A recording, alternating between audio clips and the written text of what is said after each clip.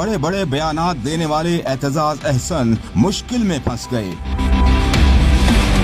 Party ने senior रहनुमा के खिलाफ अहम फैसला कर लिया।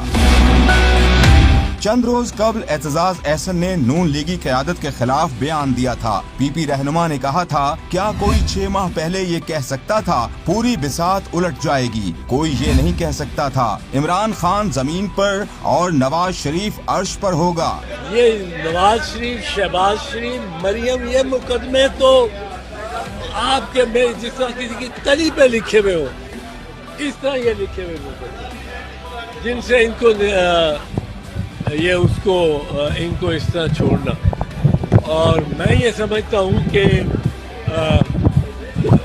ये जो सारा मसला नैब ऑर्डिनेंस का था, ये नैब ऑर्डिनेंस तो सिर्फ और सिर्फ सियासी इंजीनियरिंग के लिए। एतजाज अहसन के इत्तेहादियों के खिलाफ बयान पर पीपी की जानिब से नाराजगी का इजहार किया गया था, जबकि पीपल्स पार्टी के आला क़यादत के चौधरी एतजाज अहसन से फासले बढ़ गए हैं।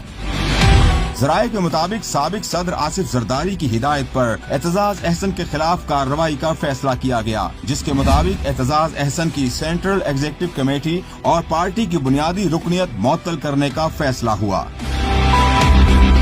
एग्जीक्यूटिव कमेटी के इजलास में एतजाज अहसन के बयानात के खिलाफ करारदाद मंजूर की जाएगी। उन्हें पंजाब एग्जीक्यूटिव कमेटी की तरफ से शो कॉज नोटिस भी भिजवाया जाएगा।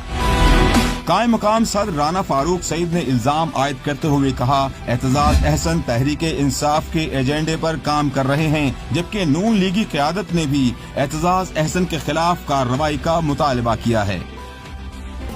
सब्सक्राइब करें और बेल दबाएं ताकि कोई खबर रह न जाए।